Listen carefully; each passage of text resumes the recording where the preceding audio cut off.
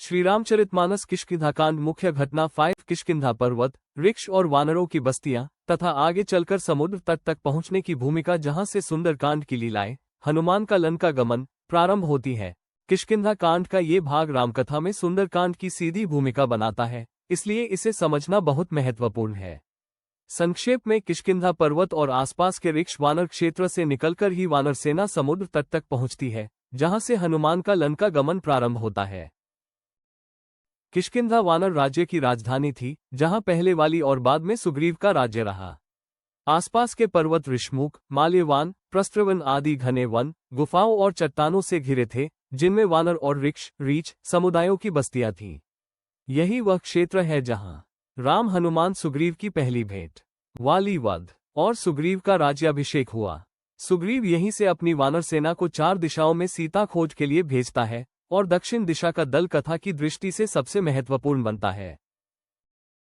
दक्षिण दिशा की यात्रा और समुद्र तट तक पहुंचना।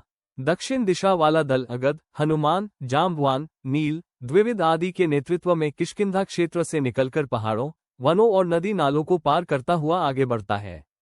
मार्ग में उन्हें कई कठिनाइयां आती है। सूखे प्रदेश, भोजन जल की कमी और दिशा के बारे में अनिश्चितता। अंततः वे विंध्य, दक्षिणी पर्वतों से आगे बढ़कर उस विशाल समुद्र तट पर पहुंचते हैं, जिसके पार लंका स्थित है। यहीं पर वे समुद्र के किनारे अत्यंत निराश होकर बैठ जाते हैं, क्योंकि आगे मार्ग असंभव सा दिखता है। सुंदरकांड की भूमिका हनुमान का लंका गमन। समुद्र तट पर ही जाम्बवान हनुमान को उनका विस्मृत बल और सामर्थ्य याद दिलाते हैं कि वे वायुपुत्र, पर्वत उत्प्लवक, सूर्य तक छलांग लगाने वाले महावीर हैं। हनुमान अपने वास्तविक तेज को पहचानकर संकल्प करते हैं कि वे अकेले समुद्र लांघेंगे, लंका में सीता का पता लगाएंगे और लौटकर राम को स्पष्ट समाचार देंगे। इसी क्षण से सुंदरकांड की लीलाएं आरंभ होती हैं। समुद्र लांघन, सिंहिका वध, लंका प्रवेश, अशोकवाटिका में सीता दर्शन, रावण सभा के चमत्कार, लंका दहन और पुनः समुद्र तट पर लौटकर वानर दल को सीता समाचार देना।